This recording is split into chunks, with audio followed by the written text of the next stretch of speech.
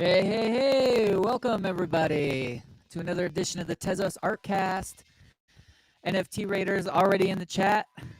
Got some people already in the chat as well. Make sure you say hi.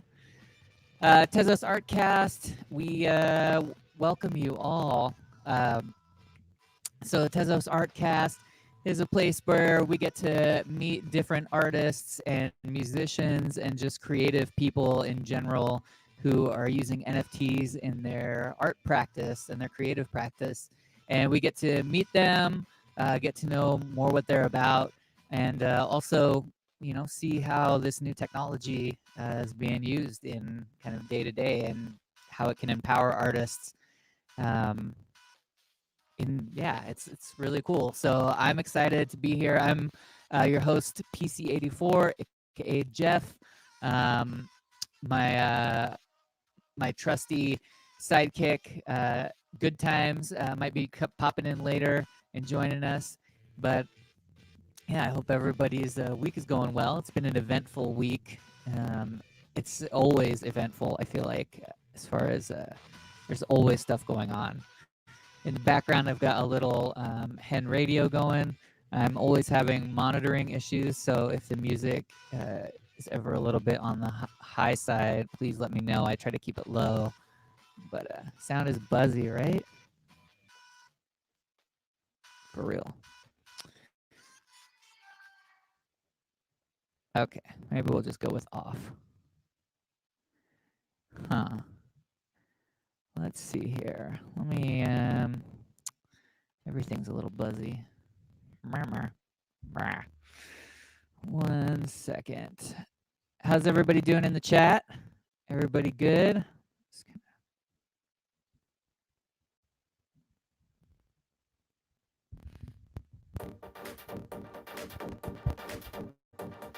Boop, boop, boop, boop, boop, boop. Yeah, I was having a really weird issue with the intro was kind of glitchy and strange. So I don't know if that's any better on my voice anyway. But maybe I'm a little bit high, that's all. Well, we shall see. Either way, I'm really excited. Today's going to be a lot of fun. I've been anticipating this for a couple weeks, so I'm stoked. Got a really cool guest on today. I'm gonna get pixelated, crazy, glitchy, styly. Now the music's way too loud. That's crazy. I'm just gonna go without the music because it causes all kinds of problems. There we go. All right. Barely hear me now. Barely hear me. Barely hear me. Here we go. We're gonna figure it out. We're gonna figure it out. 11 people viewing. That's great. I hope that's a little better. Maybe that's crazy. I don't know. I've been having might be cracking. Shit. All right, try that. Try pushing it up a little bit. Damn. I be having issues all the time. Working on it. Always working on it. Anyway, I hope everybody's week's been good. You had a couple of different releases this week, not least of which was, yeah, right? Surfing the Darkness, what's up? Spoo, what's up? Hey, Dyro.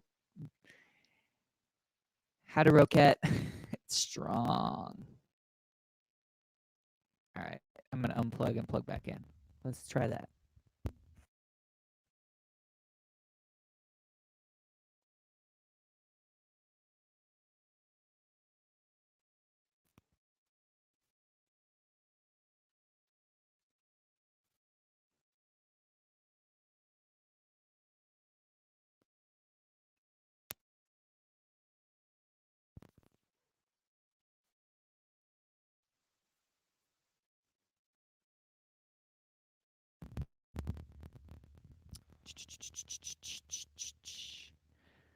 Let me check my audio here.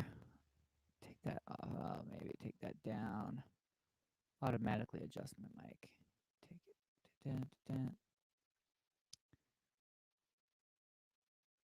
Still bad. Still freaking bad. All right. I've got one more solution. I'm going to go old school with it and get my dang little headphones with the mic. 1 second. We have our guest waiting patiently. Appreciate that. We've got Mumu, aka Moon, backstage. So let me grab my old school headphones and get this sorted because this is ridiculous. All right, 1 second. Thank you for your patience.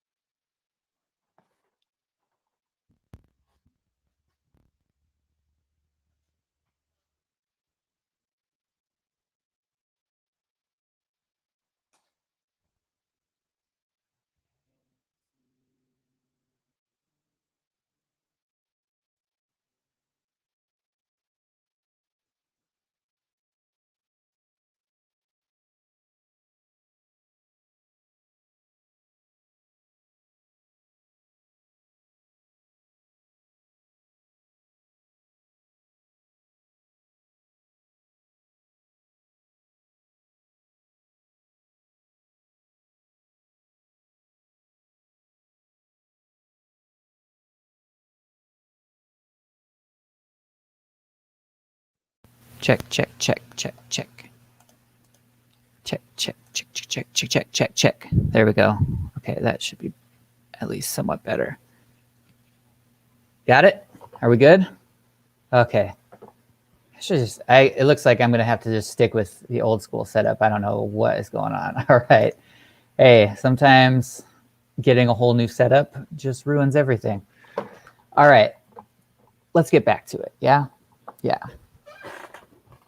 Okay. So today, like I was saying before my sound crapped out, we have a great guest. Super stoked. So now that we've had all these issues, I'm going to just welcome her in. So thank you guys for coming, hanging out. Please welcome my guest today. We've got Mumu the Stan, aka Moon. Hey. Hi guys. Oh, can you guys hear? Hey, everybody's saying hello. Can you hear me? Can you hear me? Now I can't hear you, but that might be great. Can you hear me now? Hold on. Oh boy. Go ahead and talk. You can hear her? As long as you can hear her. That's a good thing. And then let me... Great. It says that my mic is working. All right. I've never had so many problems all at once. So that's... Oh, wait. Here we go. Maybe that's output. Does the chat say that they can hear me? I can hear you now. Okay, hopefully. Okay. You can hear me? Yeah, I can. Yeah, I hear myself as well. That's okay. Okay. That's okay. All right. So let's see. Welcome. Hi. How are you doing today? I'm great. It is 1:40 a.m. though, so.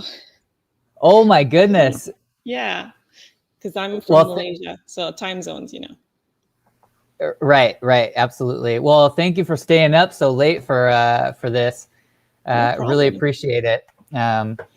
So we've been following you for a while, but for people who maybe are just getting introduced to you, can you tell me a little bit about yourself, like where you're from, kind of your background and stuff?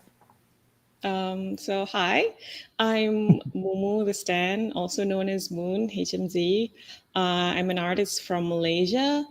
I make pixel art as Mumu, and I've been using Heket Nunk since March. So basically since I guess around like the first weeks, like since the 8th day, basically. So yeah, I guess that's it about me. I mean, I'm also an active part of the Clean NFT group, and yeah. Awesome. We got people in the chat saying hello, mentioning Hi. Mike Shinoda stands as well. VZYLM in the chat says they're from Malaysia too. So awesome. That's rad. We got to watch this. I really appreciate that. Yeah, staying up late. Appreciate you guys. Yeah, so have you always or when did you get into doing pixel art? Do you are you also kind of have you been a visual artist for a long time, and this is kind of just another iteration of a long journey, or yeah, I've been a visual artist for like, I mean, ever since I can remember, you know, like how they say when you're a kid and then you just never stop. That's been me. I've been like making art my whole life. And I've up till, I guess, 2020, like before 2020, I've never really done pixel art. I've done mostly like illustrations, digital art, you know, like traditional art. I mostly drew like surreal portraits and stuff like that. What made me start doing pixel art is actually like it's a funny story. So Mike Shinoda, he made a song live on Twitch, in which he was supposed to make it was like a challenge. He was supposed to try to make like a Panic at the Disco type of song. That was this challenge given by the fan, and he failed. He couldn't. He was like, this sucks. And by the end of that stream, he just kind of got up and just like started making like this stupid beat with samples.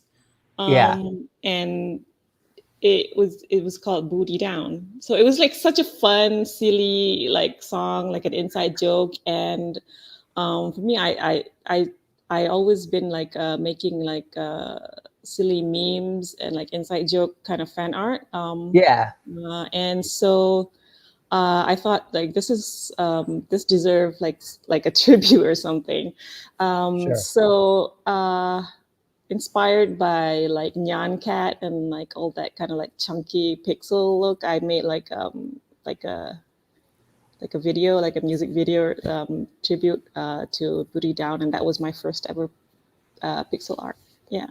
And is that's the one where you got the disco ball in the middle and dancing and stuff? No, actually, that's the second time I made the pixel. The first one is basically it's just like it's just Mike going up and down, and then there's like a peach, and it's like synced to the music. But yeah, the second one happened.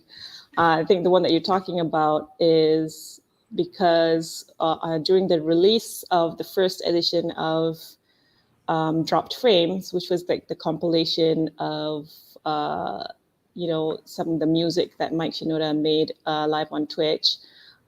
which included Booty Down as like the last song on that album. Yeah. So it was like a celebration for the release of the album, that stream, and he was dressed in like a Doge onesie, and Anna, his wife, was dressed in like a dinosaur onesie, and they just started playing Booty Down, and he was like, "I need to see dances," and they twerked on stream, which was like such an iconic moment for the fandom, because it was like so ridiculous. So Yeah. from there, I just had to make that GIF, and then I guess Mike loved it so much, and he retweeted it and everything. So yeah. That's so cool. Yeah, Yeah, and I can people in see the chat. Lincoln doing the booty down GIF, yeah, Yeah. booty down emote, yeah. Absolutely. People love this story.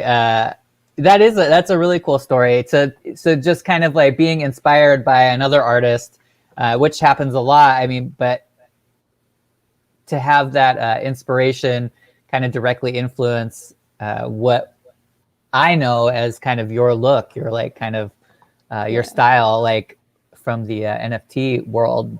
So It's funny because like previously with my stuff as Moon, because these are two different like pseudonyms, or like sure.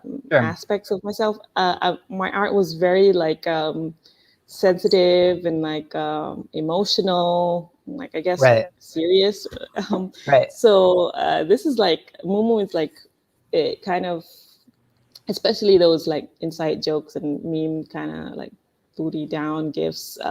It's really just fun. Yeah. Yeah, It's good to get outside of to have those different expressions of who you are as an artist and as a person, because absolutely. we aren't just one dimensional. People aren't one dimensional, so you can have kind of a dark side. We were talking to Dave Gomez a couple weeks ago, and he was talking about how like all of his art that he releases is very positive and kind of very upbeat, and that's on purpose. But that if you looked at like his sketchbook, he's got a lot of dark stuff, and he really enjoys a lot of kind of darker art, or more kind of somber artwork personally. But so yeah, it's kind of cool to. That's what's nice about the different pseudonyms that you can use, is to release different kinds of work. So now we have Surfing the Darkness mentions that Mike Shinoda, who has an art degree, recognized your talent even before the pixel art because you'd colored something. Oh, yeah. So I guess I'll like backtrack a bit. Sure. So actually, I've been like making art my whole life, but there came to a point where I kind of like experienced like an art block, Mm-hmm. and like a creative block. I think it was due to like depression, and having a kid. At that time, I got a kid, and also my previous job where I was like I did illustration professionally, so I didn't have time to make personal art. And then from there, I kind of just like stopped making a lot of personal art. Yeah. And then around like 2019, I started, going to therapy and taking medication. And then from there, I kind of like started writing again, creating again. And from then, I, you know, made that's when I made my like Stan account, because I could listen to Linkin Park again, because before that I couldn't, because of what happened. It was Yeah. triggering. So Okay. there I like made a Stan account, got to know people. Just I wanted to join the fandom, like interact with other fans. And then in 2020, when Mike Shinoda started streaming, he does these drawings live on the stream, and he Yeah. would like post it on his Instagram, or like email it to the subscribers and say, you can color it, and if you color it, just like tag him, and he might like he'll take a look at it. And so from there, I kind of just like started coloring, and it was great because it wasn't like me trying to express myself or trying to rekindle like my idea of like how good my art was previously or something. It was just fun, like Yeah. coloring someone else's art, right? So Yeah. I started coloring and posting them on Instagram and Twitter. And I guess Mike Shinoda, when he was like looking through the hashtags, he noticed my art, and I guess he liked it and he was impressed. So yeah, and then from there he was like, "Oh, Mumu can color." Uh,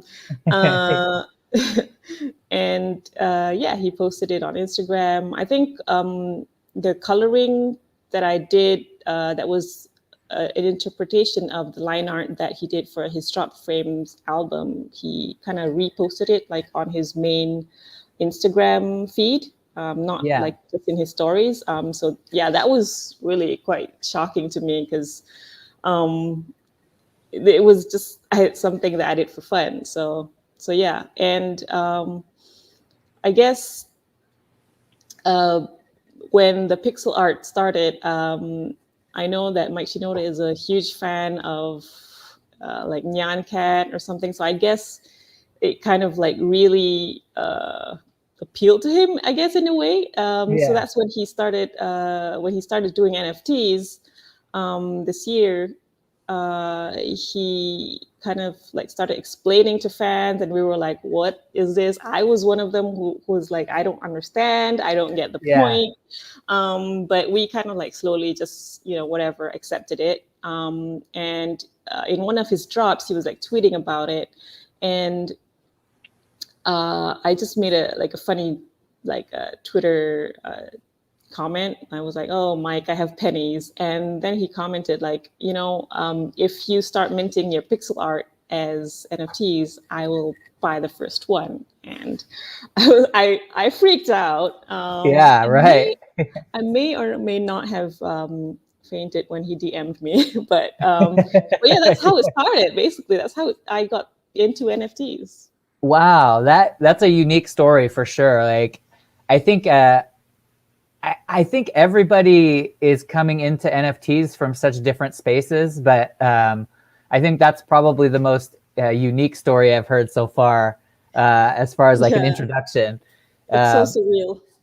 yeah, that is, man, and that also it shows that kind of the way that people are interacting like socially, like through Twitch and streaming. You really do get to connect directly to the artists, and I think that's kind of one of the great things about NFTs too, is even if you're not an artist and you're just kind of collecting or appreciating what an artist is doing, having the ability to kind of reach out, or for the artist to reach out to their audience and engage them in their creative process, it's pretty amazing. So you did mention mental health and how important that is. I've been thinking a lot about this recently, and I think I saw there was like some Twitter posts about it that I caught a few weeks ago or something. But Surfing the Darkness mentioned, when I couldn't admire her more, she talks mental health with some love emojis.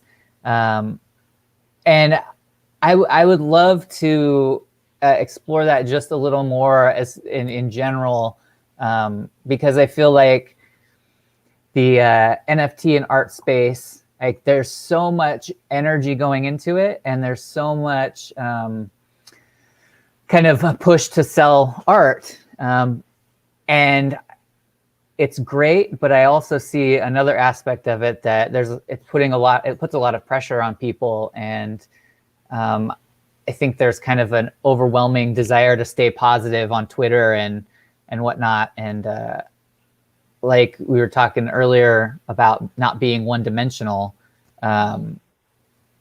how do you see, is it important to you to talk about mental health and to discuss it openly? Yeah, absolutely. I think it's really important to talk about mental health openly, because I think some people might think it's like a taboo, but I'm sure, like, um, compared to previously, like, more people are aware of it. And I do agree, like, there is some aspect of, being in the NFT space where there's a lot of pressure, actually. And there's a lot of pressure, and because this space moves so fast, there's a lot of FOMO going on.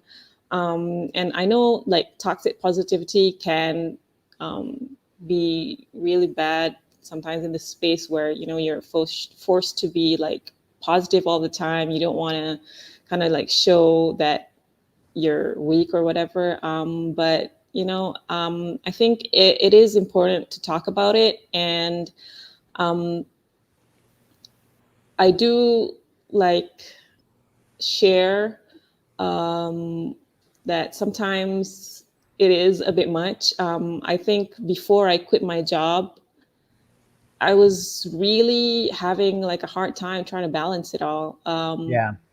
Yeah, it was like sleepless nights. I was like irritable, like Yeah. crying. It was a great time in my life, in the NFT aspect, but elsewhere, like, I didn't have enough, like, work-life balance, so to speak. So Right. from there, I kind of just had to make a decision, like, whether I'm gonna go all in this, um, or I'm just gonna kind of like just continue doing my job and taking care of my family. I have to, like, choose. Yeah. But when I decided to quit my job, I know a lot of people were like, "Oh, that's aspirational. That's like, not every. Of course, not everyone can be afforded that. But it's not to say that I make a lot of money. I make like just about the same as I did with my job, but it was an important decision because I needed to take care of my mental health. And from there, then I can, be better at my craft and, be better at taking care of my family. Of course, I would Yeah. have a lot more money if I was still doing this with my while working. But yeah, I think it's important to kind of talk about our struggles as well, and kind of be transparent about what we're going through, so other people would know that they're not alone. Yeah. Absolutely. And I think that's an overlooked aspect of community, um, is that community is not always about about saying like how great you are, or just about promoting each other. It's also about promoting each other emotionally and being there. And sometimes you don't have to have an answer for somebody.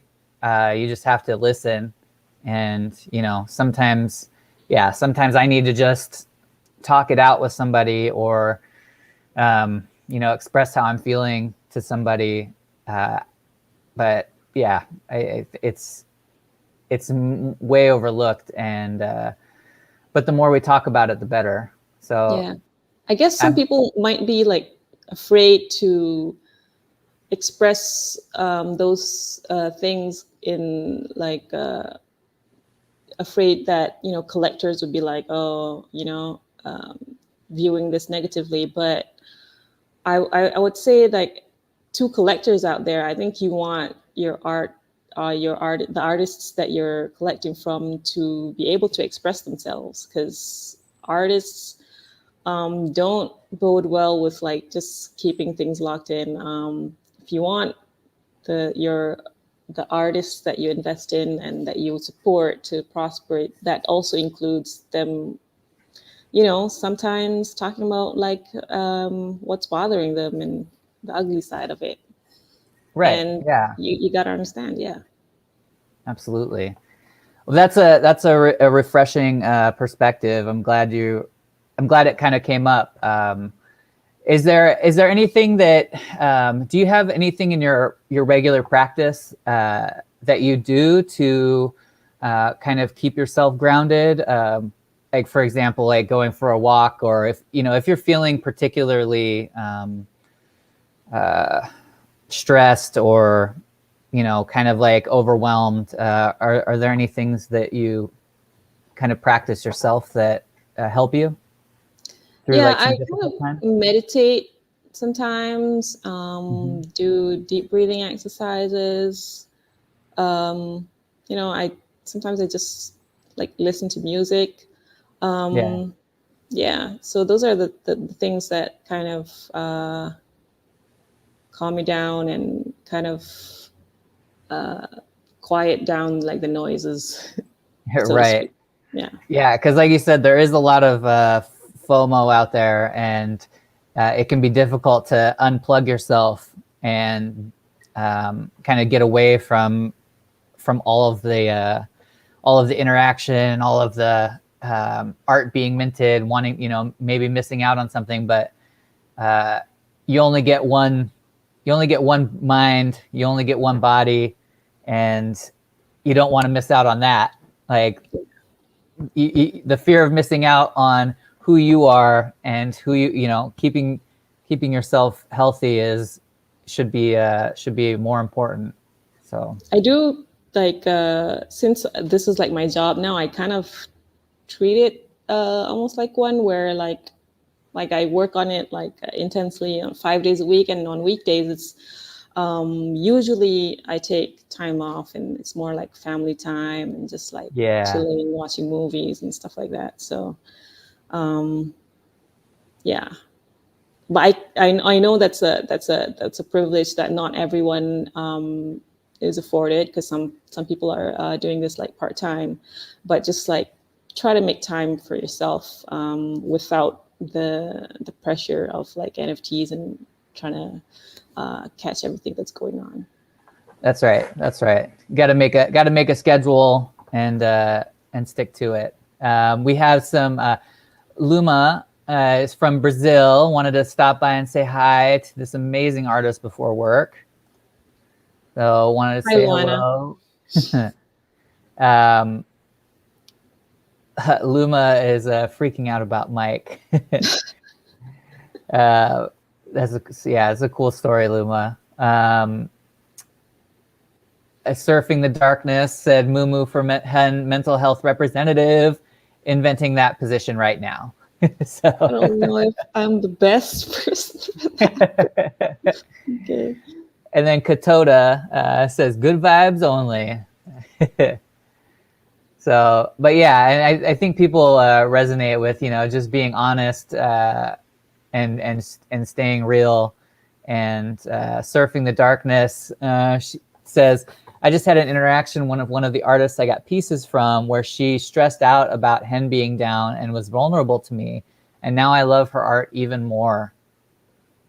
Absolutely, absolutely, yeah, and it brings again it's.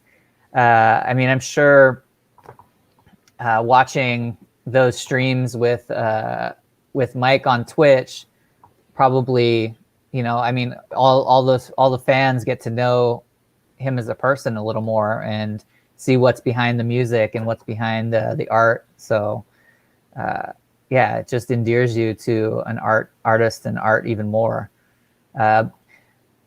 Bixner Mix Zero says hi, Moo. Everybody's saying what's Hi. up. What's up? Got a lot of Lincoln Park lots here. Some Park fans. Lincoln parking lot. Yes. Nawal.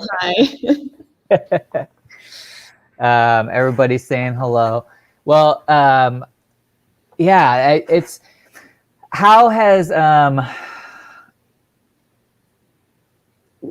guess what are some things about NFTs in general?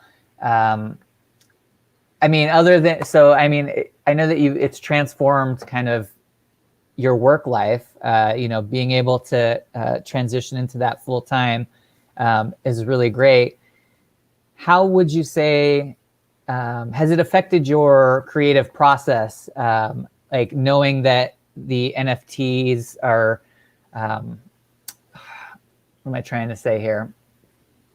Has it changed the way you look at art and artists in general? Like the possibilities of NFTs kind of growing into like a more stable practice, or I wouldn't say that it's affected my view of art like as art. It certainly has expanded my knowledge, my awareness of different types of art. I didn't really know much about like creative coding. I didn't know much about like GAN stuff, but like just from interacting with other artists, I got to be aware of different types of art, and I love it, you know? Yeah. And I love that NFTs have granted more like financial freedom for artists, and especially for those who, you know, work with clients up to a point they can kind of like cherry pick which ones they want to work on, and that they don't have to work on stuff that they don't like. So I think, yeah, that's great. Yeah, absolutely. Blah, blah, blah, blah. My coffee just kicked in all at once. So, do you drink a lot of coffee? I don't drink coffee. I don't like Tea? coffee. No? I don't. I'm a water person. I just drink a lot of water. That's good. Whatever keeps you going. And we are. I've got my water and my coffee here, but Oh, fun fact, I did go to architecture school, and we have like notorious, like we stay up a lot. So a lot of people like drink coffee for that. But I yeah. think the trick that I did when I was in architecture school and I don't drink coffee is I ate a lot of these peas, wasabi coated peas. Oh I yeah. know, it's so weird. It's like there when you eat wasabi, it's just like so like whenever I was just like, oh my god, I feel like, you know, I'm just like my eyes are getting heavy and I feel a bit sleepy. I just grab a handful, I just chuck it in my mouth, and it's like when I'm fully awake. Wasabi coated Wasabi, peas are yeah, so good. wasabi coated peas. That's amazing. I have a couple of videos where my wife, at sushi or something is like, all right, I want you to have this little bit of wasabi. Let's see it. And I already know what's going to happen. I know it's going to be a terrible time, but seeing her laugh is priceless. So, She laughs. Okay. oh man, she Let them go laughs. after you then. No. Yeah, I'll pop it in, and yeah, it's hilarious, but only once in a while. I've got it on video for a reason, so that she can reference back to it if she wants. I don't have to take facefuls of wasabi regularly to keep her happy. But that's awesome. So do you plan on continuing to focus on pixel art? Is there any plan to maybe release some of your, like you were saying, more emotional work as NFTs? I actually do. Oh, great. Yeah, I have another alternate account, which is hiketnunk.xyz/ capital letters moon. So Okay. yeah, that's me. So I release my other stuff there. They're not as popular. I gotta say, I guess NFTs, people just like pixel art a lot. But I'm fine with that because those stuff, they take a lot more out of me emotionally and mentally to create. Yeah. So if those were the more popular ones, I might have some trouble. Yeah. Right. Trying to keep up. But yeah, I mean, if people are more into like illustrative work, can check out my moon stuff. Yeah. Awesome. I also gonna try to probably incorporate both styles into one. I'm not quite sure how, but that's probably what I'm gonna try to do in the future. it's like a collaboration with myself. Yeah, that's cool. Speaking of collaborations, have you had a lot of opportunities to collaborate? Because I know that's something some of the other artists that have joined us have mentioned, that the NFT space has brought a lot of artists together for collaborations. So have you had that opportunity, or Yeah, anything on the I horizon? think my most recent collaborations were from my Breathe series. So I think it's in my pinned tweet. So the Breathe series is kind of like a inspired by, like I said, when I'm kind of like feeling like everything's a bit much, I kind of meditate. And one of the things that I do is I do like pixel meditations, where I start with one pixel and then I kind of like see where it goes from there. I just like add a pixel at a time until it creates a full animation. Yeah, And I've minted several of those before. I minted like until 10 of those. And for the Breathe series, I try to take it one step further by trying to time the animation with deep breathing. It's like really like slow, deep breath in, and then slow, deep breath out. So I yes, tried to time that in a way. And then I sent it to 4 different artists for them to put their touch on it. So I contacted Stella Particula and Sutu for the first 2 collaborations, and they did amazing. Stella is a glitch artist, so yeah, that's the one that Stella redid, and then Sutu kind of put his neon touches on it. nice. Um, and then for the other 2, I contacted, I don't know how to say his name. It's Bisturk, Bisdvrk.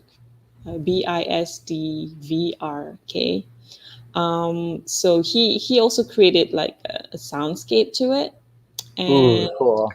yeah, he kind of like creates this very calming, like galaxy kind of visuals as well.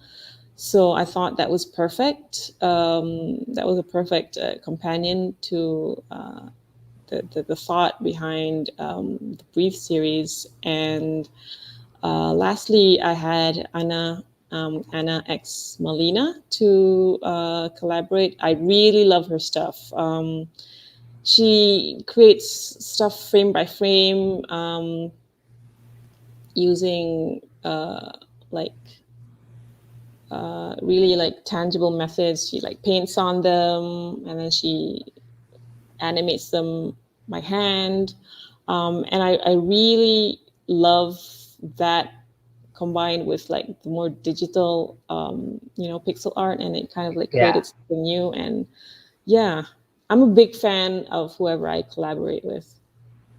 that's Huge awesome. fans of theirs, yeah.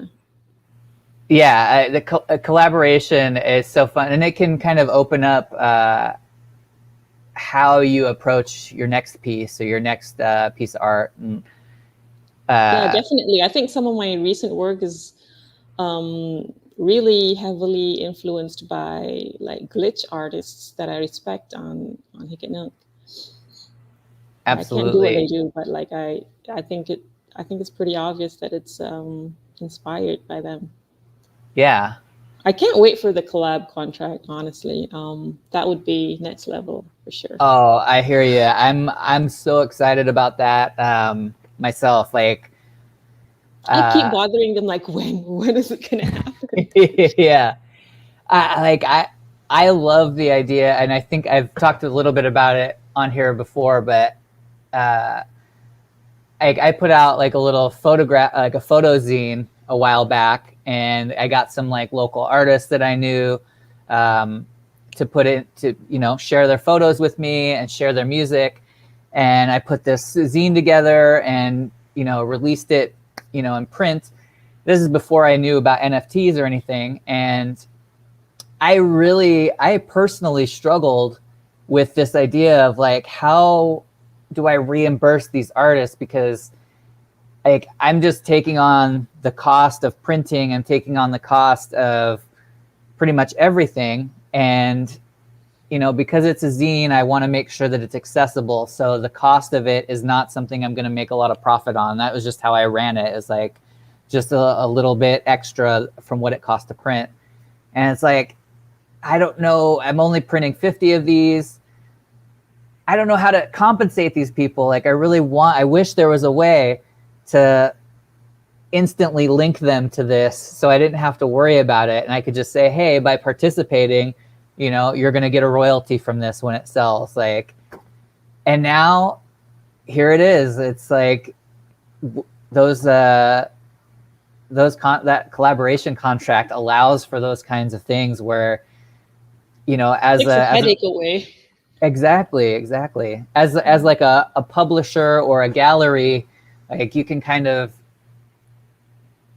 the main burden or the main role is the artist, like the zines, the projects that people put together would be nothing without the creative people participating. So, being able to make sure that everybody involved is going to benefit from it in financially is awesome, because that's always been a thing. Like for like any open mic, like I used to be really heavily involved in like open mic poetry scene, and people would be organizing these events, and slam poetry was really, really big at the time. And people would want to have these slam poets come to their music event and like open for a band or perform at the show, but they didn't have a budget that included poetry. It was like they had a budget for the bands and they just expected the poets to show up and do their thing for exposure. And that was kind of always a big complaint, was like, I mean, if you got money for the band, you got money for a poet, like what's up? Like, so that's the cool NFT, that you did open mic and like poetry, because I do that too. Oh yeah. Yeah.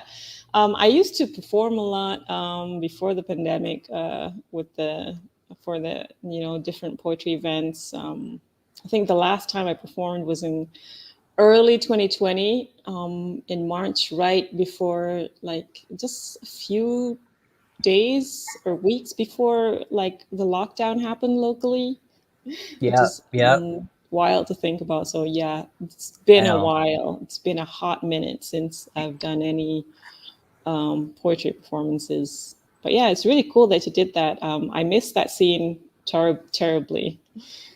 Can't wait for it to be back again. Absolutely. Yeah.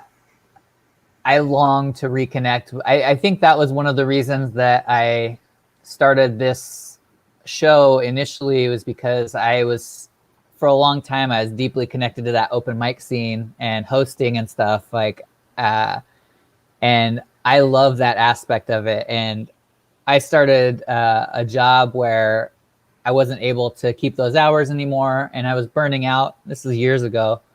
But once I got into kind of NFTs and started, like when Heck and Nunk launched, I was like, there are so many artists like I've never heard of and never seen before. Like, there's got to be a way to like collect all these people together and start to get to know them, because like I just love that community connections and all that. So this feels a little bit like old school open mics for me right now. Like, but I'd love to, hey, if when you're ready, I would love to have you perform some poetry on the show. Oh, okay. I'm a bit rusty, but I'll try. All right. Well, I'm just letting you know, like the invitation's always open. We have had a poet on, Sasha Stiles. That was I know her. Yeah, we had a great conversation. It was a lot of fun. But yeah, I'd love to get more writers on, more poets, because we've had a heavy focus on visual arts, but we're trying to make sure we cover all the bases, because there's so much great stuff out there. Yeah, I'm excited to see where like poetry and NFTs. I think it's starting to take off a bit. Yeah. I haven't minted any poetry not for sale anyway. So yeah, it's really quite exciting to see where it can take, literature and like the not even it doesn't even have to be like a written, right? It can, like maybe people performing. That would be cool. Yeah, absolutely. Absolutely. And then, I mean, you could have a collaborative contract of, like a series of performances and release Yeah. that. Like, so many cool possibilities. Doesn't Hicket Nunk feel a bit like a like an independent like art fair? Yeah. Yeah, art festival. I love that feel, and like I guess for you, when because of the pandemic you stopped doing like all those open mics and stuff, and just I guess the scene kind of reminded us of all those fun art underground festivals that we would go to. It Yeah, did remind me of absolutely. that. I felt like it was like a underground art festival. I used to go to, just check out stuff, like talk to the artists at their booth. Yeah. Yeah, it's a different than like some of the other more exclusive platforms where it feels like you're going to like a bougie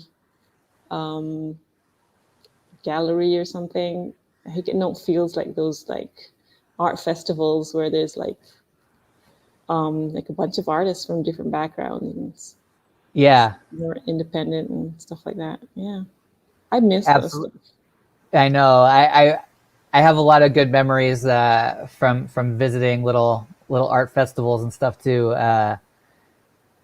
Like turning a corner, hearing some music, and kind of like, oh, this little like shop has a little concert going on of some weird ambient noise stuff with lights. This is so cool. What is this? Just like Yeah, those surprises. And I think I like that as well. Broke Engineer says it's cool discovering new artists. And it's kind of like every time you go in here, it's like you get presented with a new artist. It's like turning the corner of in the streets or something. Like as you scroll, you're turning the corner, and it's like, oh, well, this is very strange. yeah, that's very strange, but like really interesting. Flying into people. And Oh, I think I tweeted like an analogy back in April, and I retweeted it. It's like we're like a underground punk rock like indie venue with like it's like an old warehouse with leaky roof. I think the yeah. leaky roof part, that's like the important part of the analogy, because like my nickname for a hen is like it hiccup, because it's like it's leaking all the time. So it's like the leaky roof. It's like the roof leaks, and like there's stuff. Part of the roof falls sometimes, but like we have a great time. That's Um, right. yeah, and then everyone helps each other. It's kind of like that vibes. Yeah, absolutely. Well, and it's I was thinking about this the other day because there were some problems. Like you said, the roof was leaking the other day, and Yeah. you know, I saw somebody that has been kind of a strong Tezos warehouse proponent for a long time, and saying how great this warehouse is, even though it's got a leaky roof. And they kind of suddenly turned and said, "You know what? This place, the roof leaks too much, and the owners don't care about it, and the owners need to step in and fix the roof, or I'm walking." And I held back from tweeting about it or from responding directly because I wanted to take it in. But my immediate thought was, we all own this warehouse.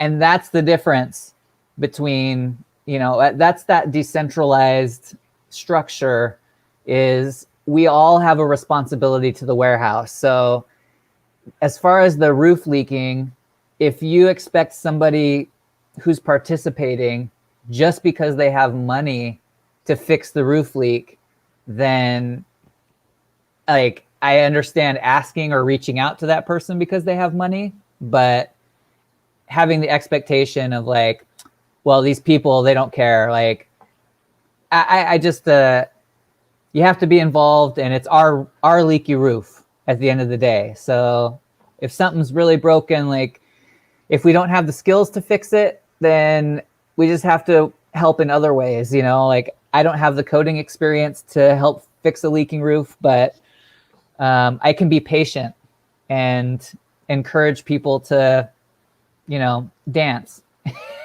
Yeah. And don't I worry guess about the leaky roof. Go meditate for a while. Like I guess for it's different than like they don't care.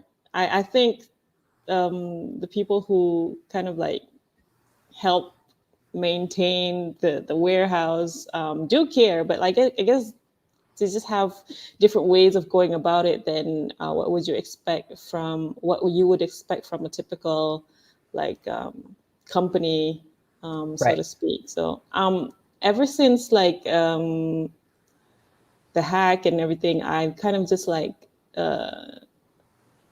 try to not think too much about the going ons and just go with the flow from day to day. Yeah. So yeah, I remember when the hen was down, and we couldn't like artists we couldn't as artists we couldn't do anything about it, and instead of just like stressing too much, I know it was a very stressful time, and Yeah. we couldn't do anything about it. So I was just like, I'm just gonna make some memes and Yeah. trade eggplants. For some reason, that took Yeah. off. And I That was was glad, you. I guess. Yeah, you didn't know. I didn't know that. Yeah, so Oh I my guess, goodness. I mean, it was Mikael Noelson's idea to make it like a trading thing, but I think like the meme started because Empress Trash asked Hen Exploiter what they would be if they were in the fridge, and then he said aubergines because he hates them, and then I was just like, I just hung on to that word because before that he said something about like what was it? What was the word? I can't remember. Bottom something. Anyway, I was like, he says aubergine. He doesn't say eggplant. Okay, he must be. Where do people say aubergine? And I was just like full on like Nancy Drew. So Yes. we got sidetracked, and everyone was just like, it just became a meme. I minted like an aubergine, and it was like, okay, who wants it? Give like an eggplant emoji, and then you'll be the first one to purchase it. And then from there, Mikael like started trading aubergines, and then it became an event object for object. You see that's Yes. aubergine. Yeah. So yeah, it was a good distraction from like the stressful times, and I think yeah, it was plenty of fun, and everyone sent me their aubergines. I have like a huge aubergine collection. I even made an on cyber gallery just full of all the aubergines. That's Yeah. hilarious. I love that. Yeah, so Yeah, and when there's something like you can't do anything about, like just try to just take it day by day and just like see what's gonna happen. Just like make some memes out of it, cry and then laugh. yeah, and then somebody said Lincoln Bert 84 said I'll dance in the puddles. So yeah, when the roof's a leaking and the speaker's short out, you just he's got to laugh, cry, and dance in the puddles, and create aubergines. One of my friends actually got a tattoo of the cat Brigitte. Can you believe it? No way. That's wild. Yeah, she did. Kel, she got a tattoo of the cat Brigitte. I Oh think my that's the gosh. first time that someone's actually tattooed one of my pieces on themselves, and what an honor that it's the cat Brigitte. Yeah, right. Oh my gosh, that's so cool. It's wild. Yeah. And like from my perspective, not knowing that story, not knowing that kind of originated the way it did, I just remember, kind of all of a sudden on Twitter, I just saw these like Were you hashtags and like confused? everybody's trading. I was just like, what's this? Yeah, I'm like, okay, people are trading eggplants, and I I didn't at the time. I'm like, I should make an eggplant. I don't know what I should do.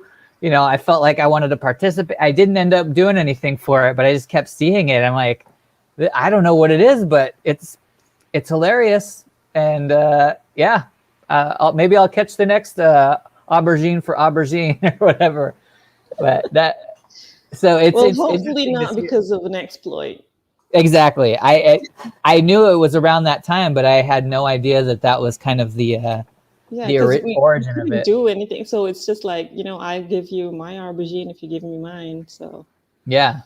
yeah, that Oh was my fun. god, that's good So stuff. that's what I love about this community. It's like everyone just keeps on trucking, Yeah, and just it like it's kind of like there's like tough times where we just keep everything in stride, and just create and see what you can do, make lemonade out of lemons. that's right. That's right. Absolutely. Absolutely. Man, that's I'm still tripping out on that story. That's wild. Uh, I was now afraid that people would look at my collection, like they might be browsing my collection one day without any context, and then just like, oh, okay, look at this, all this art, and then suddenly they come across all these aubergines, like, what is this thing going on? And then they might think that it has to do with something phallic, which I promise you it does not. But right. that's the mystery. That's that you just have to keep up with, like, the mythology of hen. That's right. That's right. You gotta keep the lore. Yeah. Keep the lore going. And now we have another place where the lore is recorded, so it can continue to thrive and live here. Yeah, that's, everything lives forever on the blockchain. So, it's a piece of history right there, minted on the That's right. blockchain. You darn Skippy. That's right. Another project I saw recently that I hadn't realized you were partaking in is the Taco Pixies.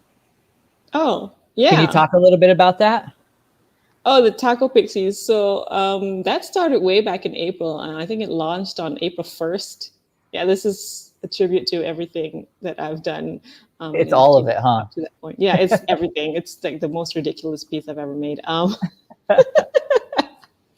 We'll talk about. So yeah, when I first started on Hikit Nunk, and then I was like, I was thinking of ideas for like just like fun, like collectible, just because from my main Momo account, like I didn't want to just like have to keep creating stuff just for the sake of it. So I was like, what's a series that I can just do where I just interpret something every week, and just make it like a collectible or something. And like tezos and tacos.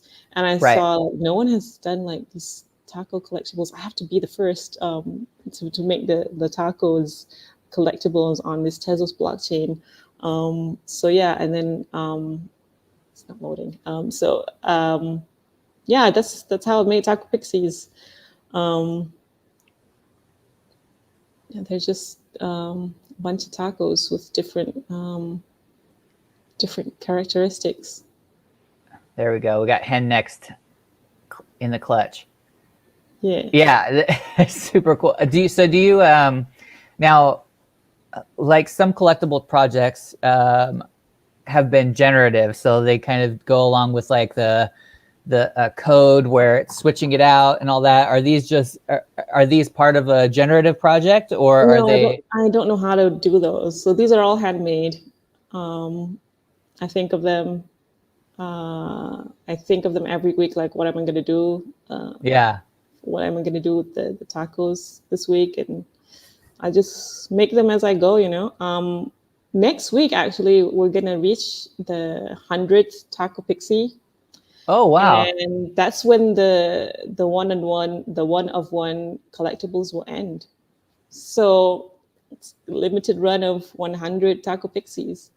And then Nice. after that, it will just be like, multiple edition scenarios instead of like a unique Taco Pixie. So if you want to get hands on a one of one Taco Pixie, now's the chance. That's right. That's Yeah. right. You Next heard week it will here be the last, first. 100. Or second. Yeah. And also, I think this is cool too, because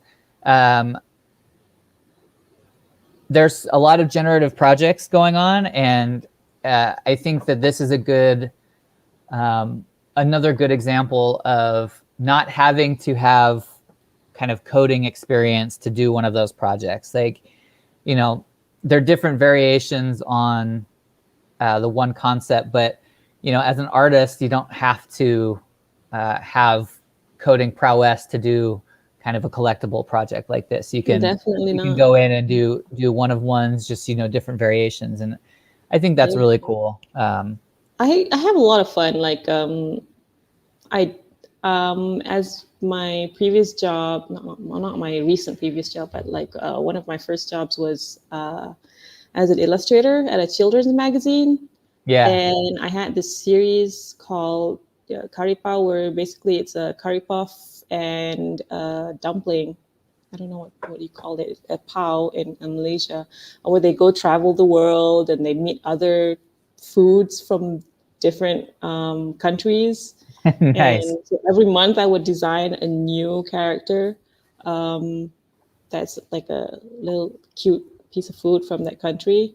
Yeah. So yeah, I just love making these little food character designs. So this is just another iteration of that. Like that's a cat taco with nachos for ears. I love it. So you mentioned working at a children's magazine as an illustrator. Yeah. How did that influence, like, because you have a very playful pixel look, and you mentioned this is like a direct reflection of that, but how was that? It seems like it would be a lot of fun to work. Yeah, it was. I think it was my dream job at that time, but after like 3+ years of doing that, because I was also like the editor of the children's magazine. Yeah. So I was also thinking of like all the content, everything. And the magazine that I was in charge of was for 4 to 6 year olds. Yeah. Up to a point, I just kind of got bored and ran out of ideas because like they're small kids and you kind of just end up repeating yourself after a while. So because you can't like grow too much because Sure. the audience is still the same, like 4 to 6 year olds. So yeah, it was fun, but I'm just a bit restless. I always want to explore different and new ideas. So yeah, it was great though. When I was there, it was a lot of fun. I just kind of, I guess I kind of got bored, and I just wanted to try something new. Yeah, which goes to show sometimes your dream job, after a while it might not be, and that's totally fine. It's okay to change your mind and try something else. It doesn't mean that like it doesn't discredit whatever you've done in the past. It's still great what you've done, and it's all an experience. And you add it to your portfolio of experiences, and you get to explore something else if you want to. That's right. I You think don't have to stick to what you thought you wanted all along. And like, if you change your mind, that's totally fine. You're not a failure if you think like, oh, I want it to be so and so, and after years I'm like, do I still want to be? If I change my mind, what does that make me? It's just, just go for it. That's right. Absolutely. Because we as people, we live a lot of lives during our lifetime, and I think one of the great things that I'm experiencing when I'm talking to new artists and meeting people is that's something that's reflected by a lot of artists that have either done a lot of different things or have progressed and changed over the years. Is that it's like one of those life lessons, like it's okay to change and it's good to change, but culturally we're so afraid of it. Yeah, I think some artists are, they're afraid of, because they're known for a particular style or a particular thing, and if they change it up, like, what does that mean? Like, will people like it? Or that because they've been known for that particular style or thing for such a long time. Yeah. I'd say, like, just don't be afraid to have so many different styles. My styles are so different from another. I think that's where pseudonyms come in handy. Sure. So, if you want to, I think people that have started, making like alt accounts or like secret accounts for like their slightly like off-brand projects sometimes. And I think, if you want to explore different styles, you shouldn't feel pressure to stick to one thing, because after all, art is an expression of yourself, and Right. people grow and change, and doesn't mean your style has to stay the same. So That's right. yeah. Absolutely. Order and Chaos says, oh, wow. Hey, Moo. Oh, hi. And people in the chat are loving amazing life advice. People love the tacos too. I mean, I should take my advice every now and then, because, God knows I'm not perfect. I mess up a lot. Right.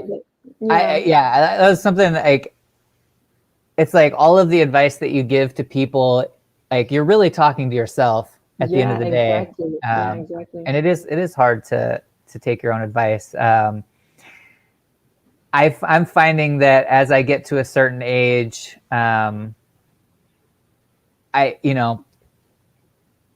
of the risks I didn't take earlier on in life, or again, being concerned about how I'm going to be perceived by others, stuff like that. You get to a certain point where, I mean, some people are born like this, where they just don't worry about it and don't care what other people think. But for some of us, that's just how we grew up. And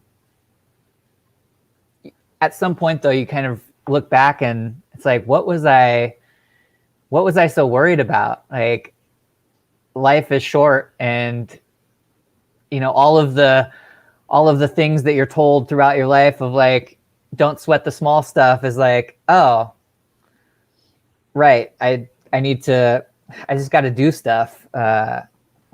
And I mean, yeah, what if I fail at something, that's okay. It's an experience, like you said. Yeah, one of the things that I learned through going through the therapy and medication and stuff like that, like I hit like a eureka moment, like a realization where it's like, it's okay if you mess up. You don't have to hate yourself for it. It's like, if you have like a dear friend and they mess up, and you kind of like give them advice, or you kind of like, you might call them out, but you don't kind of just go like, hey, you're stupid, you should do whatever, like talk so negatively to them, right? So yeah, I was like, yeah, you have to be that for yourself, which, it seems so obvious, but also at the same time, coming to that realization was like, it was like a journey to reach there. And once I reached there, I'm like, totally, you take care of yourself as you would like a dear friend or like a child. Like, you don't call them names and like insult them if they mess up. You do it with care. So you have to do that with yourself as well. So I think that realization really helped a lot. And, if I mess up, or if I'm going through something, I would, try to look at it like, speak to myself as if I'm like a dear friend or like a small child that I take care of. So yeah. 100%. Yeah, reaching that realization was definitely like a moment for me. Yeah, that's a big one for sure, because you're not harder on anybody else than you are on yourself, and exactly, it doesn't make sense, but now for somebody entering, for somebody who's maybe starting their creative journey, like, they've just realized like that they want to be making art more, and they want to pursue it and see where it's going to take them. What's some advice that you might give to maybe a young artist getting started, or even an older artist who's suddenly like, realized that this is what they want to do and they just want to create? I would just say, like, just create. It doesn't have to be perfect. I think a lot of the pressure on creating is like you have this perfect idea of what it's going to be, and once you realize it's probably it's not going to happen unless you make it, and the idea in your mind it's not gonna perfectly match up. You just kind of let go and just make stuff. Make a lot of stupid stuff. Make a lot of ugly stuff. But just make stuff. In the end, you will find something that you like. If you want to create, just create. I would say, I think that I came into realization after, like, because I went through like a creative block and an art block, and what kickstarted wasn't me trying to realize a perfect idea or some kind of project that was like a big meaningful thing. It was just me making fun fan art or like coloring some other person's drawing, and then that kind of like snowballed and like added more creative energy and kind of like unblocked whatever that was blocking. So if you have anything that's like you want to create and it's kind of like something's like bothering you or stopping you, just make it. And then it doesn't matter if it's like a failure or if it doesn't work out or if it's ugly or if it's stupid, just keep on creating. Just do it. Absolutely. Why not? Like, you gotta make a bunch of ugly stuff before you can make the pretty stuff, as some people say. But I mean, it doesn't matter at the end of the day. Like, you just have fun with it, right? Yeah, I mean, I'm sure like the people from the Mike Shinoda fans who are watching, they know that even Mike Shinoda, who writes,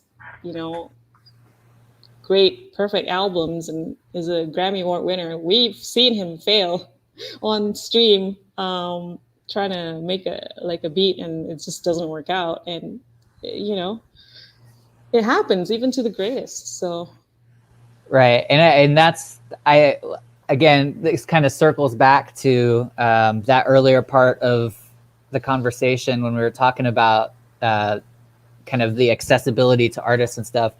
Like, seeing, I mean, as soon as you fall in love with somebody's music, or as soon as you fall in love with someone's art, you can't picture them in any other form than like sitting down and making these beautiful masterpieces like you've got here.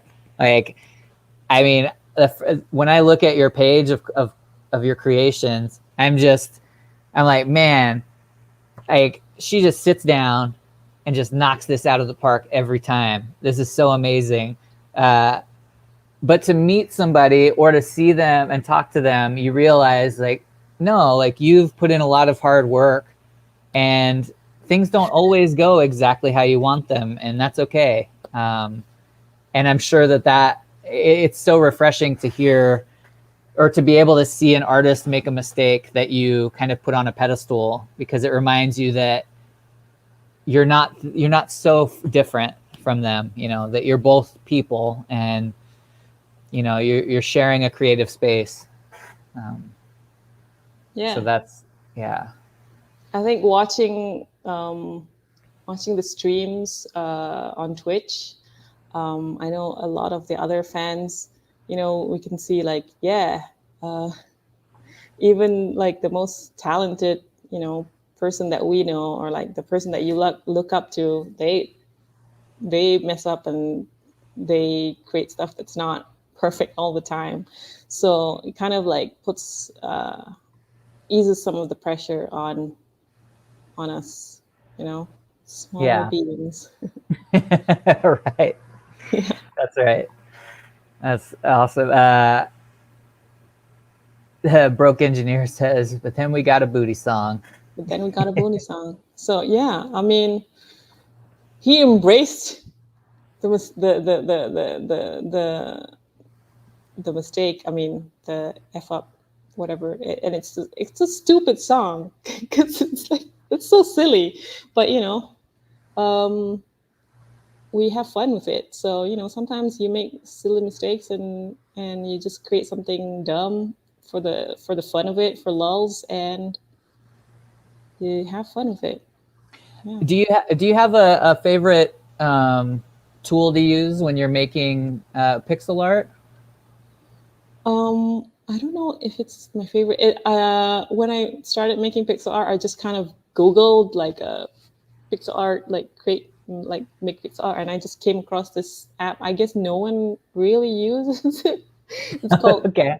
piskelApp.com, like piskelapp.com. Yeah. It's like an in-browser thing, and you can like make it. It's really basic. It's just frame by frame. You just add pixels, and that's it. But yeah, I've been using that ever since, I guess, because I'm just used to it, and I never really thought to like upgrade to a fancier pixel art software or anything. But yeah, that's what I use for my Cool. pixel art. I'm just curious because I know some people might ask or be curious. And I mean, the tool, whatever tool's working, right? Yeah. You know what's one of the most flattering things that people have said? They thought that like I'm creative coder or something, that I made some of the stuff that I made with like coding processing or whatever. I'm like, yeah, I don't know how to do that. Like the coding experience I have goes back as just like, you know, editing my MySpace layout. Right. Yeah. That's all. I have no idea how to do that. Like when I saw all the stuff that the creative coders on Hick and Nunk make, I'm just like, you guys are magicians. I have no idea how you make that. I'm just blows my mind every single time that I see their work. It's amazing. And you know, it's so awesome to be surrounded by so many different types of artists that continue to inspire you every day. Yeah, Order and Chaos Cells. I still can't believe you're not. Those graphics are insane. That's great. That's so good. And again, you know, whatever.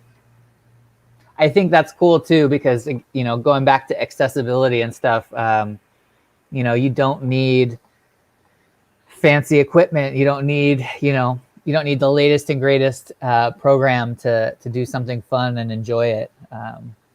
You just, if you can find something that's working for you and lets you do your thing, then why change it up, you know? And yeah, I've seen some artists who draw on their phone, like the tiny phone. They draw with their Yeah. finger on the phone, and the artwork's amazing. And I'm like, oh my god, you have such patience. I could never.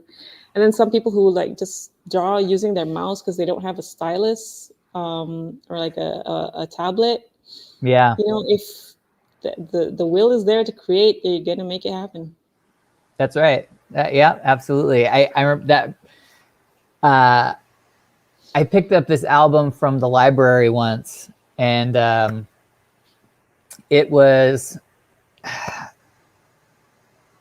it's called Kanono Number One, I think is the artist name, and it was this tribe that was living remotely outside of this village, and they had been living there for years and years and years, since time immemorial. And they would visit the big city for some of their needs, but then they'd go back into the forest, and they had this this music that was indigenous to them, that was very spiritual, and it was trance. It was, you know, they put you in a trance, a religious experience. And at some point going into the city, they realized that they would try to perform some of this music to bring that spirit to the city, but the city was so loud that you couldn't be heard with their, you know, instruments that they had, which were lo-fi, like, you know, thumb drums and regular drumming. And so they got into the city and were able to put together speakers and microphones from car parts, and like car parts and parts from the dump, like, and they like salvaged like a giant megaphone that they found. And so then they started to bring this equipment into the city and set up, and that became their thing, was to like do these like concerts in the city. And eventually people started recording it, and it's so unique. And it just shows that like if the will is there, like you said, you know, you're going to get your car parts together, and you're going to build your speakers, and you're going to find someone that knows what to do. But if you want to get your message across, you're going to do it. And it's some of the cool, I remember awesome. just listening to it and just being like, what is this? This is so wild. Yeah, anyway, Kanono Number One, Konono. Konono. I'll check that Yeah. out. Yeah, Sounds awesome. it's pretty neat. Where there's a will, there's a way. Spoo said from earlier, if it ain't broke, don't fix it. Oh no, that's Hen, the other way around. Spoo, I don't know if you were around earlier when she said her favorite name is Hiccup, is the her shortening of Hickett Nut. That's right. You know, it's leaky, but we love it. And yeah, you know, there's a little community for everyone around here. You know, it's great. So what's next in the world of Moon? What's your kind of what's the next big project? What are you working on? Yeah. I'm working on something that's kind of personal. I don't know. It's gonna be pixel art, but not pixel art. It's gonna be more like analog. I'm gonna make the pixels by hand. Ooh, nice. Stop motion. Yeah, just gotta look out for it. All right, yeah. Stay tuned. It's gonna be a series, and yeah, I'm just trying something new, and we'll see how it goes. Excellent. If you are in the chat, or if you're watching and haven't made a comment in the chat, please do. We want to do a giveaway a little later. So make sure you comment in the chat for a chance at a giveaway. So yeah, Moon, you have been awesome. Oh, Zizis says hello. Uh, sorry, Hi. I was about to say something else, but I'm going to redirect. Zizis Bliatkas, he was one of our first guests, and we were talking about kind of limited access to your tools and stuff. And Zizis actually has limited himself to using Microsoft Paint, and does some really cool stuff with just using Microsoft Paint. We talked about his process in an earlier episode. So good to see Zizis stopping in. But yeah, very Yeah, I've seen a pixely. lot of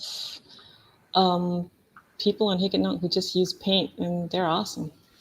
Yeah, absolutely. That's yeah. So we're gonna do a giveaway. We've got the wonderful Mumu here, has a piece. So if you're ready, we can. Well, I have to do the giveaway after, but this is your last chance to comment and be entered in the drawing for the giveaway. But I will show you guys what you can win, and this is just for streaming. So, or for joining us in the stream and hanging out. Moon has offered to give this beautiful piece to one of you lovely participants and viewers. So, Wombat Kiss, I love it. Kisses for all. Yes. This Awesome. is That is, actually a vintage object, so it is. it's really old It's so in cool. Hikanook age. Nice. Oh man, that is super cute. And thank you for talking with us for so long. Like I said, I know it's really late there. No We problem. This has been a fun chat. Yeah, absolutely. It's been really good to get to know you, and yeah, I love the pixels even more now, and I'm looking forward to seeing how Taco Pixies goes, seeing this new project, and also seeing what happens when this collaboration contract comes out. Yeah, I'm And super stoked about that. and having you back on for that poetry too. We can't forget that. Yeah, I gotta practice. That's awesome. Well, you know what? Maybe there's even some. Maybe we can get a little call response performance going. We could team up for a performance, Oh, write a damn, piece, and that's gotta be a thing. Yeah. I that's super ambitious for me right now, but it popped in my head, and I'm like, all right, you got to put it out there. It's gotta happen now. That's right. That's right. Well, Moon, we've got about 20 minutes left in the stream. Usually, kind of the last part of the stream, we like to look around the underground marketplace and see what we find and just kind of hang out for a little bit. But I know it's late there, so I'm going to leave it up to you. If you want to hang out for another 20 minutes, Yeah, please sure. do. I'm good. Yeah, I'm awake anyway, so let's do All it. right. Yeah. Excellent. Now, also, you do have screen sharing abilities. Oh, I do. You do. So I was going to see if you'd be up for it of being the guide through the marketplace today. So at the bottom, there should be a little like share button. So we're just browsing the Hikanook timeline. I mean, the homepage, or No, it'll be on here in the stream. Oh yes, browsing the Hikanook timeline. Yeah. okay. So if you open up a new window, you should be able to share that particular window. Share. Oh wait. Okay. Wait. Open a new window. Okay. Share screen. Okay.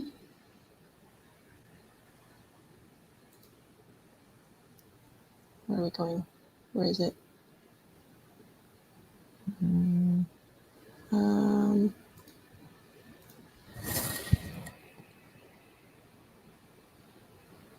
doesn't seem to have the option for one of the windows that I opened.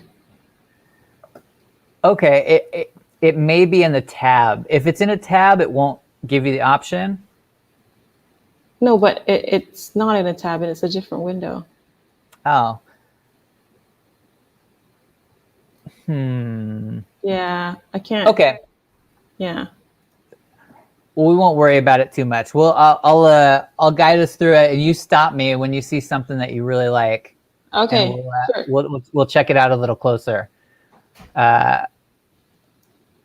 So we don't spend too much time working on the techie diffies, I like to call them, technical difficulties. You know what I like to do? I like to do random, but Random, yeah. random is fun. Search random. Boom.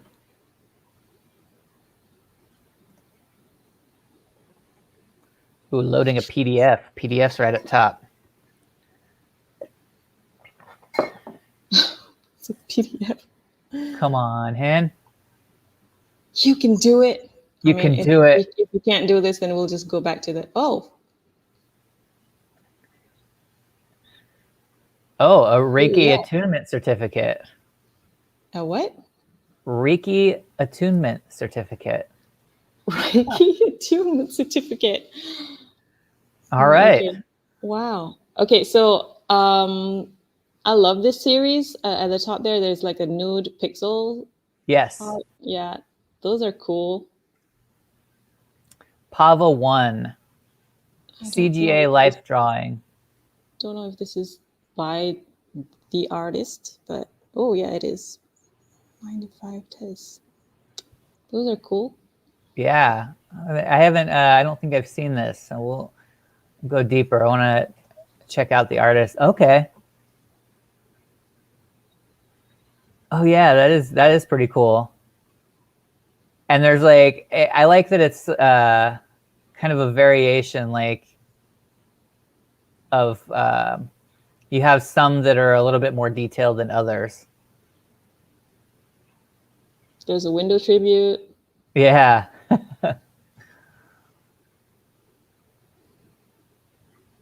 Nice. That is really cool. So you've seen this before? Yeah, I've seen this before. That's cool. I'm gonna have to bookmark that for sure. I'll go with this one. Bookmark it. Get it in that feature. Awesome. Or actually, this one. Like this one's super low tech, and then some of the other ones were a little bit more detailed. This one is on secondary for 95 tes. Maybe it's an early one, huh? Yeah. Cool. Let's keep browsing. Yeah.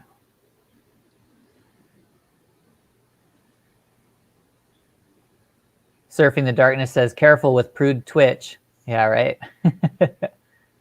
It's pixelated. That's right. That's right.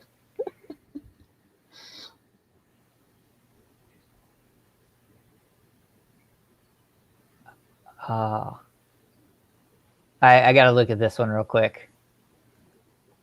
I like some collage stuff. Collage stuff. Yeah, it takes me back to my zine days and like doing some cut and paste. Heavenly Agony, a metaphor for pain and healing.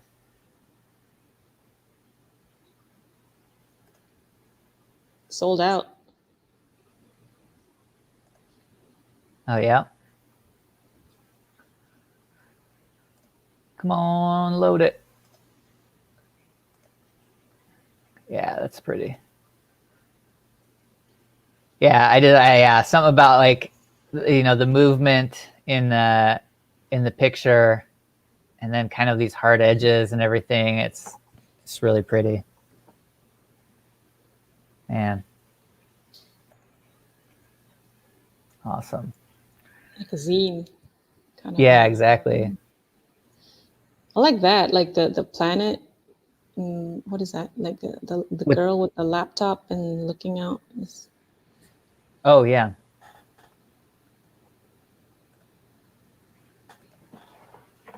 Ooh, it looks like there might be some sound. Let's see. Maybe, maybe not. Giant mushrooms. No, there's no sound. No. This is Yeah, cool. that is cool. I like that the laptop is balanced on a bunch of books. Yeah, right? That is cool. That is a nice touch. Absolutely. This is pretty cool. That is. I like stuff that's kind of, has like some kind of trippy space theme. Yeah. I've got a weakness for that sometimes. So. Right. Sci-fi neon goodness. Yep. Hell yeah. That's a good one.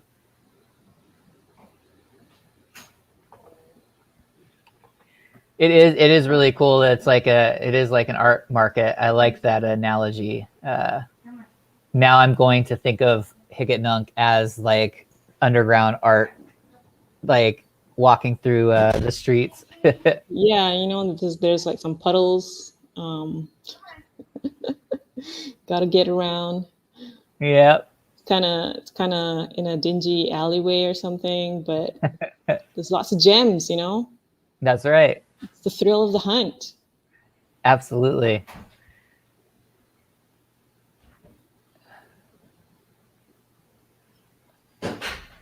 Ooh.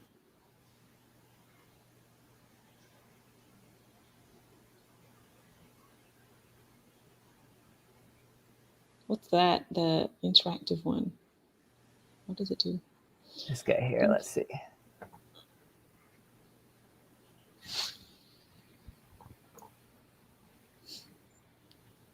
I love interactive artwork because I don't know how to make them. Yeah. It is really cool. Like, oh man, there's somebody I want to get on the show. I'm spacing it right now, but I collected one of he's they are making games, like little mini games, and I just love that. Like, there's one with like a spider that I don't know it. Yeah, it trips me out too. I'm always. I can't make it either. So each visitor generates a random seed. Making a unique animation. Oh. Nice. Can't Nostalgia for a past future. No, not yet. Wait, maybe I'm supposed to click on it. No, I think sometimes I refresh on these interactive artworks. Oh, there you go. Oh, wow. Oh, yeah. So is it every time you visit it, or like, I think maybe, I don't know whether it's like every time you visit it or with your wallet. No, probably not your wallet. You're not even synced. But yeah, that's cool. So when I blow it up, I can see it. You can see it. Okay. Yeah. It looks like worms. Yeah. It's interesting. My husband, he collected something from Satoshi Aizawa. It's like a code. It's like little, like, it looks like a worm. And my husband hates worms and squiggly things. And he said, I just had to collect this because it reminds me of something that I hate in a way that it's like he had such a visceral reaction to seeing it. He's just like, ugh, I had such a strong reaction, so I just have to collect it. Which is an interesting thought process in like collecting something. Yeah, right.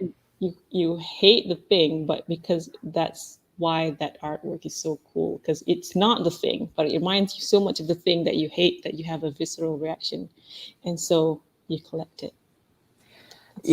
And I'm curious. I'm wondering now if there isn't a like our natural desire to control the outside world, if that's not like a little bit of that, like, this thing has so much control over me. This is a way I can control it by collecting it. Like, I'm wondering if maybe that's like the subtext there. Of that. But yeah, maybe. Maybe. All right, back to the random. Well, that's cool. The black and white illustration, the lighting, it's really nice. Oh yeah, it's got like a kind of like a dithering. Yeah. Yeah, I love how, some like the really simple illustrations, they're really actually difficult to get perfect because you have to convey so much with like so little. And this one, just the mood of it, like the lighting, like the soft glow on the character, it's so nice. And it's still available too for 1.5 tes. Yeah, that's a good find there. Pale moonlight. Hey, this is nice. You shine as pure as the moon, Daisy. Hello, I'm Daisy. Welcome to my imaginary world. Daisy. She's dreaming that someday there will be someone beside her, holding her hands and dancing with her under the rain. You'll see Daisy's imaginary world through this collection. Collection is about LGBTQ+. There will be 40 pieces in the collection, and with a new drop every week. Ooh, can we look at their profile? Yes.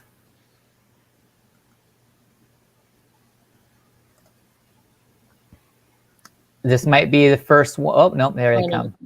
They're popular. Wow.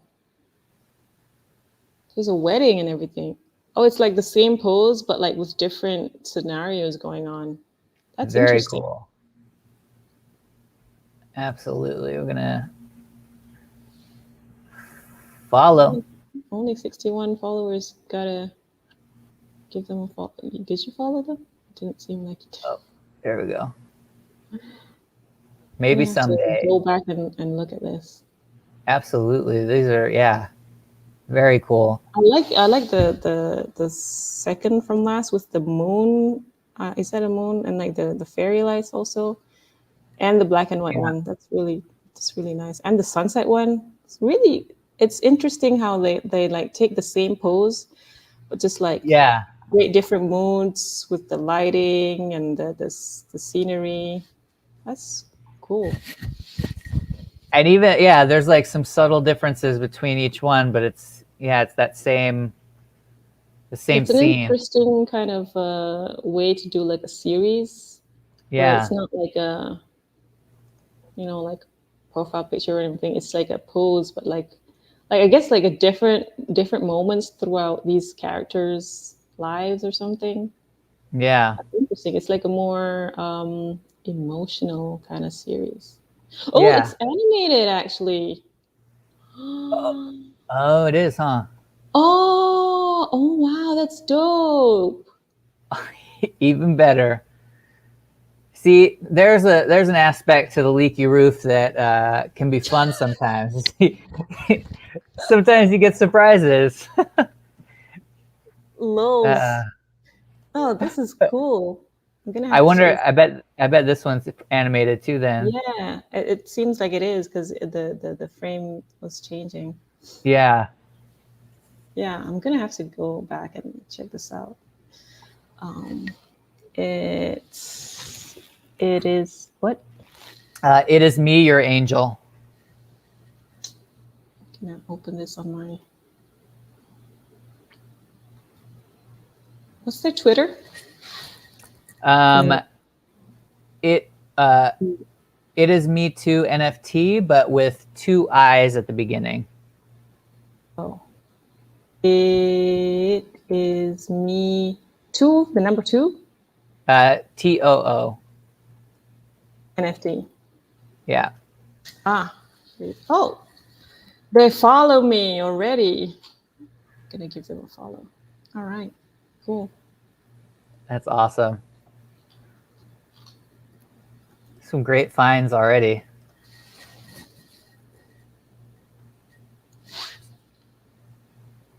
Hey, I know that name, Pure Spider says. Nice.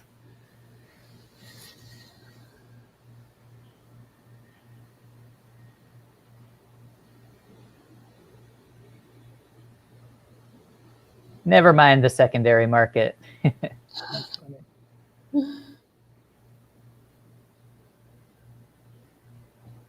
Ooh. Whoop, whoop. It's catching up. Yeah. What were you looking at there? Like more. Wait, where was I? Where was I? Oh, lost track. I think it was further down.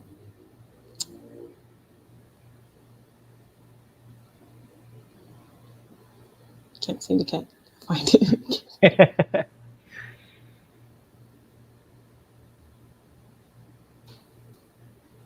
Take this, bot. Expensive NFTs. I've been seeing a lot of more photography too. I'm glad to see those popping up. Yeah, the photography. There's more photographers joining in. That's cool.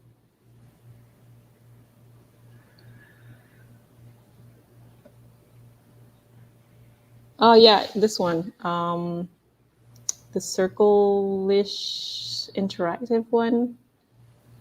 With the blue and pink here? Yeah. Yeah, let's check it. Oh, it's a Schwembulder. It's 1,850 pesos. Whew. Do you have any stuff from him? I do, from like the earlier days.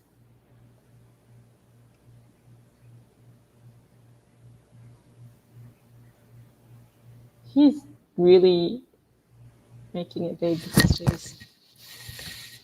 Yeah. Man. Pure Spider says, hey, have you guys heard of Flagor's avatars? We may have heard of them, yes. Oh yeah. May have heard of them. Not sure. Shit. Project Neon, yeah. Awesome. And Pure Spider says, thanks for the Mike portrait you sent me the other day. No problem. No problem. Mike really likes the tool that Pure Spider built. Pure Spider built the giveaway tool and the batch sending tool. It's like, yeah, absolutely. Yeah, it's been really helpful. Yeah, I think we're going to be using it more for the Artcast from here on out to share some of the bigger editions. Got to help that get that photography in here. That's right, Binkser. Oh, okay. Linkbert 84. Lincolnbert 84. Got it. Twitter handles. Pure Spider says, yeah, he DM'd me. He needed some help with it. Was a bit starstruck. Congrats. Awesome. That's cool. I think we can go back to the random. Okay. This one is beautiful. Yeah, it was 850. Whew, So yeah. cool. I want to see some GLBs. Is that okay? TLBs? GLB. Some glimpse. Yeah. Yes.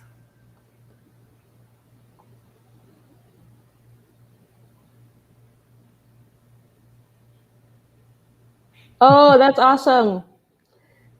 Kosha, I think those are koshas. Which ones? Flower people? Yeah. Let's check it. This is awesome.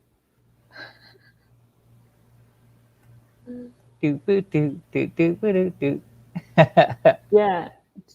With the song. These are so cool. Do you listen to music while you're making stuff? I mean, obviously you're a Linkin Park fan. Yeah, but I mean, that's not the only thing I listen to. But yeah, I do listen to music when I create stuff. Do you have is there anything right now that you're really into that you could share with our audience? Right now, I guess maybe like a musician or even just a track, I guess. Huh. I've been listening to Halsey's new album. Halsey? Yeah, Halsey's new album, produced by Trent Reznor and Atticus Ross, which is amazing. I am not familiar. I'm not. I'm always open to new music, so this is a new one for me. She's like a I've been following her since 2015, 2016, when she was like just her first single. But she's like big now in the pop world. Okay. But like, she never felt that she was cool enough to collaborate with Trent Reznor from Nine Inch Nails, but it's always been a dream. But I guess for this new album, she kind of just like sucked it up and just approached them, and they said yes, and that's amazing. Yeah, Is it If I Can't Have Love, I Want Power? yeah, that's Okay. the album. I will be checking that out for sure. Oh wow, is that a dinosaur squiggle? The golden one? That's cool. Bad Room Chiang. Brokemon. Oh, Brokemon. it's a Brokemon. Nice. Oh, it's a Pokemon, but like broke. This is cool.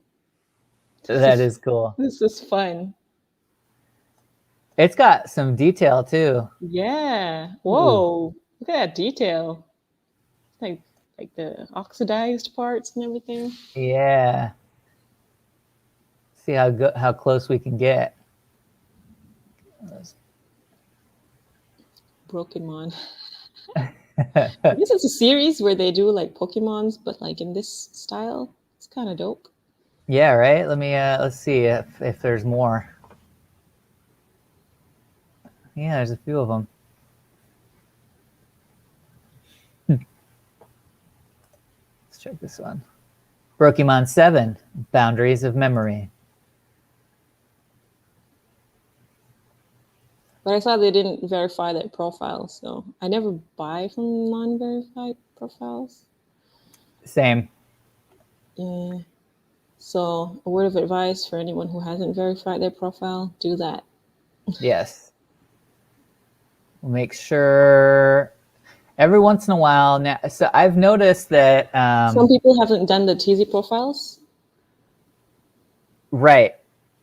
Yeah, like because you used to be able to verify through TezzyKitty, and that's what would show up.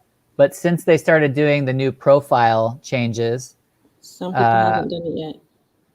Right. But if you're still registered on TezzyKitty, if you click their address, their Twitter handle will still be connected up here. Oh. So that's another, like, I found that a couple of times. So I'll always double check. That. But that's a good tip.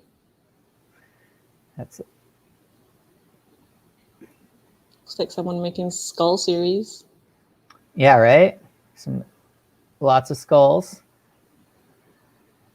Some poker tokens. Tezzycana, digital casino. Looks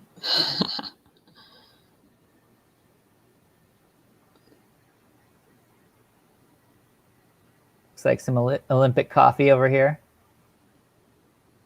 What is that? I don't know. I was like, crypto sculpture fertility. I found Linga Yoni as fertility symbol. Linga is the symbol for masculine organ, and the Yoni is the symbol for the feminine organ. All right. Oh.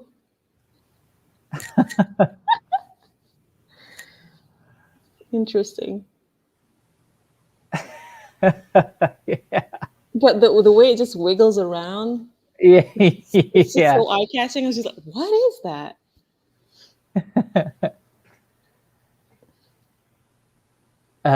Pure Spider says, Tezos profile is a must these days. If you don't have a Tezzy profile, what are you doing with your life?